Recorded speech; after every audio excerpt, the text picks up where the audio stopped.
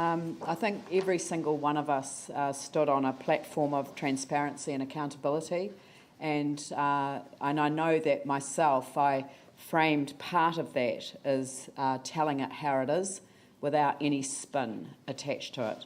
So on that basis, I think it's really important that we tell the public what we can do and what we can't do, and that we are completely upfront about that. We are not in an environment that is entirely covered by the Local Government Act anymore. We are covered by the Canterbury Earthquake Recovery Act.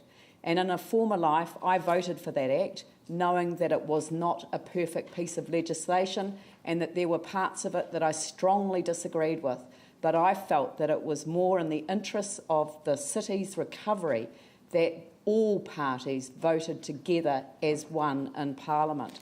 And that's why I'm very much wanting to pay tribute to a minister who, under that Act, does not have to consult with us at all.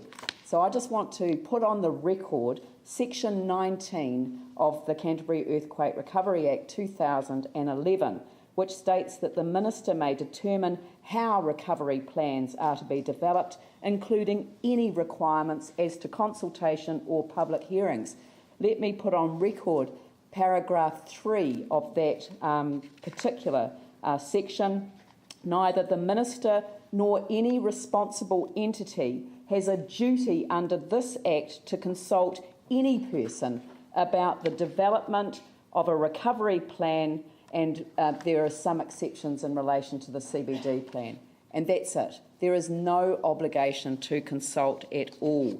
He wanted to go to Cabinet on Monday with all of the statutory partners on board, and that's why I was very keen for us to find a way through the impasse that we had reached last week.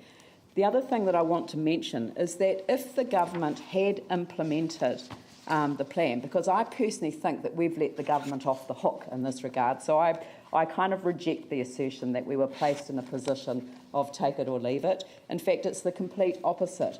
I believe that if the government had proceeded with the scenario number 3, if they had proceeded with that, it would have been open to judicial review.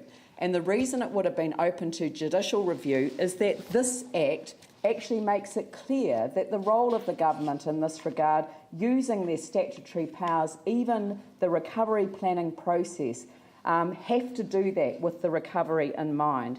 And if it had gone across the entire city as was proposed, it simply would have not stayed within the bounds of recovery. I think we have found a neat solution whereby we have offered up an area of our district plan where there is development about to happen. And actually the way to prevent what's happened in the Living 3 zone in Richmond, as Councillor Johansson has highlighted, is by having a mechanism that enables us to have a lot more say about it being design-led rather than being simply imposed as a agglomeration of apartments in an area because they can get that grouping of land together. So I personally am voting for this because I support it.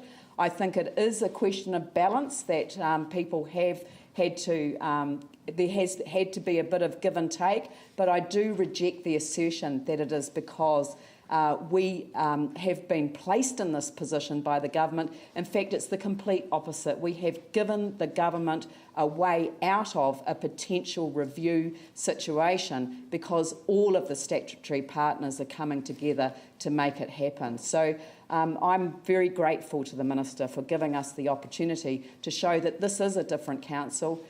We have come together in a way that hasn't been possible before, and I believe that this is in the best interests of our city, and I fully support it. So on that note, I will now put the motion. I will now put the motion. All those in favour say aye. Aye. Those opposed say no. Carried. Thank you. And now we move on to